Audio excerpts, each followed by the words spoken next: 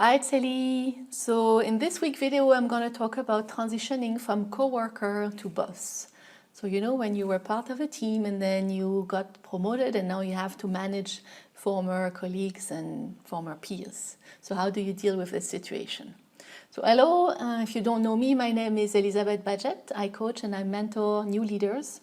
I help them to build their leadership skills and build their confidence, communicate better with their team, just to make them more successful and just grow with their position.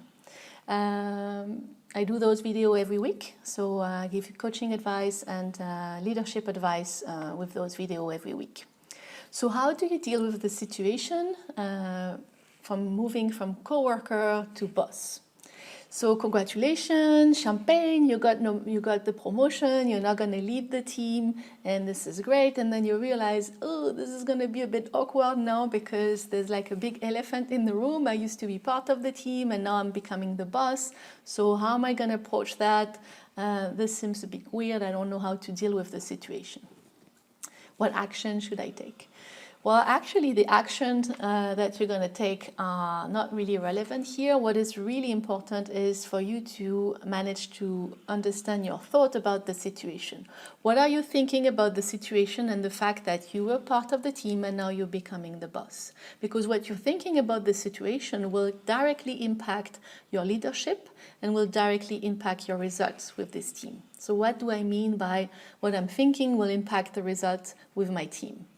So let's imagine two scenarios and be aware of what we're thinking. So if you start in scenario one, you start to think, okay, now I'm becoming the boss, and you start to think, they're probably not going to respect me because I was part of the team, or they're going to criticize me for sure, they're going to judge me, they're going to know that I'm not confident. And all those thoughts are driving in you a feeling of self-doubt. When you start to think somebody's going to probably criticize me, somebody's going to judge me, you start to have self-doubt in you. What are the actions that are going to come from self-doubt? If I feel self-doubt and insecurity, I may not be able to address all the change that I want to do, or maybe I'm going to be hesitant to communicate or hesitant in my action. And your team is going to feel that. As soon as you're going to feel self-doubt and you're going to hesitate and you're not going to be clear in your action, then your team is going to feel that and they're going to start to disconnect with you. Okay? Instead of leading them somewhere, you're disconnecting completely from them and everything's going to crumble. So now let's look at scenario 2, where we replace those thoughts by some better thoughts and see what would be the impact on the results. So instead of thinking they're probably going to criticize me, they're going to judge me, let me replace now those thoughts about the situation with new thoughts, like, for example, I'm still part of this team. I'm just leading it now as a new part. I'm leading this team, so I'm still part of this team. I feel connected to this team. Or another thought could be, how can I be useful for this team? I know the job and I can really help them, so what do I need to do to help them and support them? What do they need from me as a leader?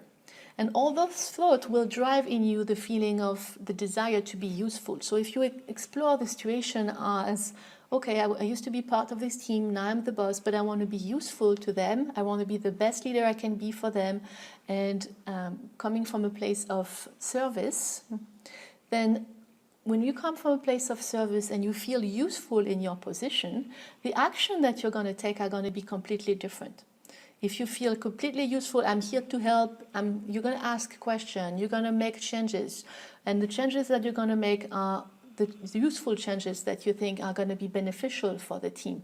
You're going to involve them in your decision. Maybe you're going to be communicating better about where you think improvement can be done, or you're going to ask them how you can help them and improve the day-to-day or make things work better altogether.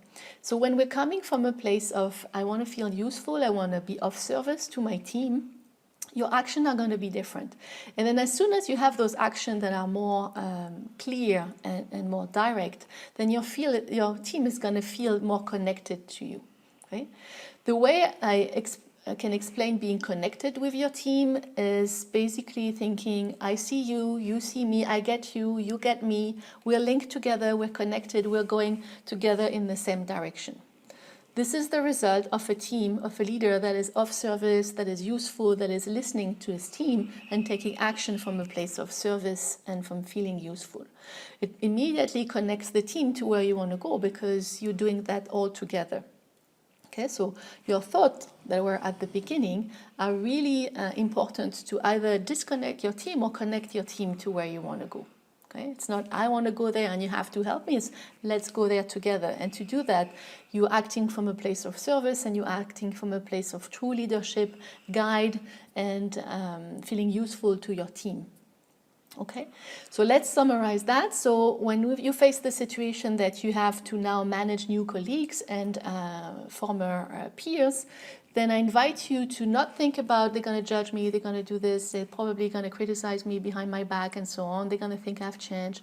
This is not useful for you in this situation. I invite you to really start to question yourself, what can I think now about this situation that will make me feel useful for this team, that will make me feel of service to this team? So what are the thoughts that I can really trigger, that can start to think to feel useful? And then from a place of feeling useful, the actions are going to come naturally and you're going to naturally connect with your team. Okay? So I hope this video is helpful for you.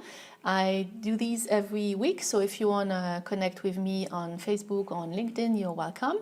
And if you want to receive those videos directly in your inbox, I publish them every Wednesday, so if you want to receive them directly by email, then you can subscribe to my website. It's happymanaging.com/tribe, and then you can subscribe there to receive them directly in your inbox.